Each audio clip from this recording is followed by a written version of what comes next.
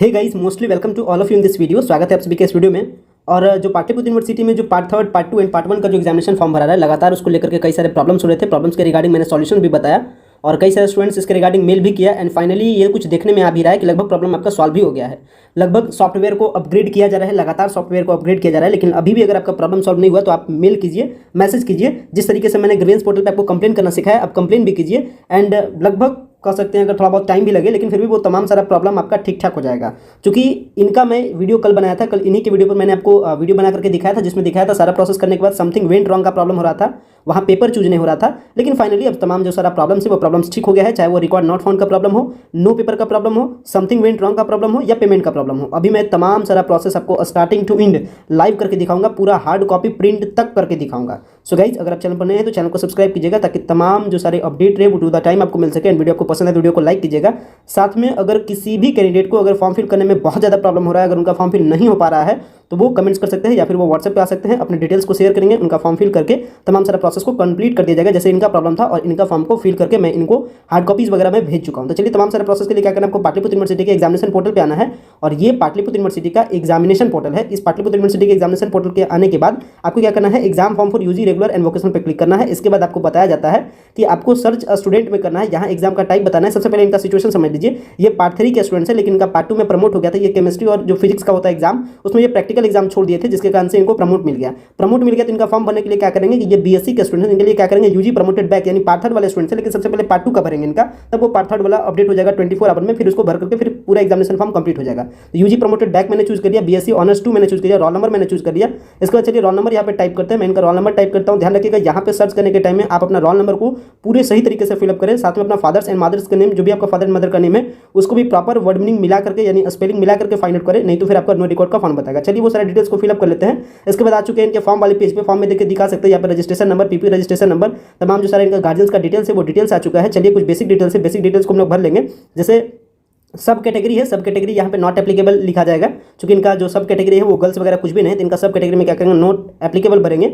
इसके बाद इसका जो नेशनलिटी है, नेशनलिटी में इंडियन, डोमिसाइल में बिहार, रिलीजन में हिंदू, जो भी रहे आपका भर देना है। भरने के बाद आपको एड्रेस बता देना है, address, mobile number, email ID, Aadhaar card, medium. इसके बाद यहाँ सबसे इंपॉर्टेंट स्टेज आता है सब्जेक्ट एंड पेपर का। देख सकते हैं यहाँ सब्जेक्ट एंड पेपर मैंने इनका सेलेक्ट किया केमिस्ट्री।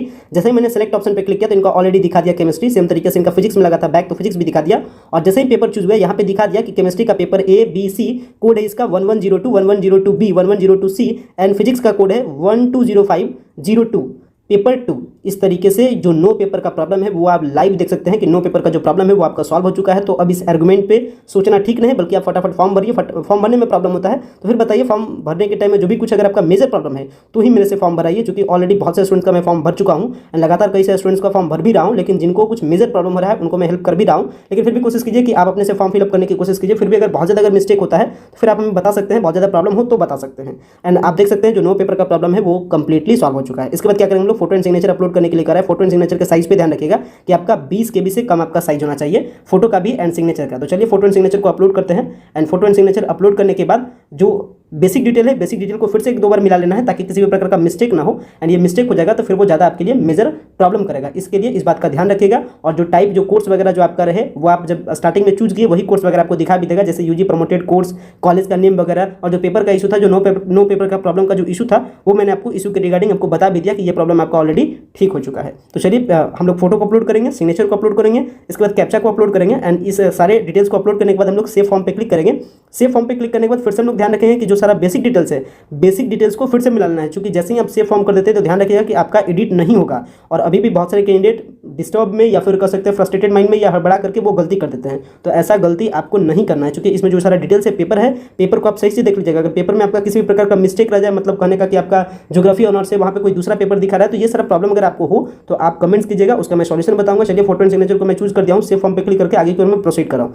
देख सकते हैं मैंने सेव फॉर्म किया, फॉर्म का डिटेल्स ओपन हो चुका है, जिसमें form number, roll number, registration number, category gender, इसके बाद कॉलेज, इसके बाद एग्जाम का टाइप, ये सारा डिटेल आ चुका है। देखिए इसमें क्लियरली बताया जा रहा है फीस कम, ज़्यादा या गलत दिखाने पर पेमेंट ना करे, छात्र अपनी फीस कंफर्म करके ही पेमेंट करे। तो जो पहले पेमेंट है, पेमेंट के बारे में मैंने बताया था कि किनको कितना पेमेंट लगेगा, उतना ही आपको पेमेंट करना है। तो चलिए देख सकते हैं ये सारा बेसिक जो डिटेल्स है, इस डिटेल्स को मैं फिर से मिला लिया हूँ ताकि किसी भी प्रकार का मिस्टेक ना हो। एग्जाम फी आपको नीचे दिखाएगा, फी डिटेल्स में देखिए दिखा रहा है, चूंकि ये पार्ट 2 के स्टूडेंट से बैक लगा हुआ है। इनका पेमेंट देख सकते हैं 700 रुपीज़ का पेमेंट दिखाया, मैंने पेमेंट के लिए प्रोसीड किया। देख सकते हैं मैं इंटरनेट बैंकिंग से पेमेंट कर रहा हूँ, SBI का मैंने चूज किया। जैसे इंटरनेट बैंकिंग को चूज किया, यूजर आईडी एंड पासवर्ड मांग रहा है।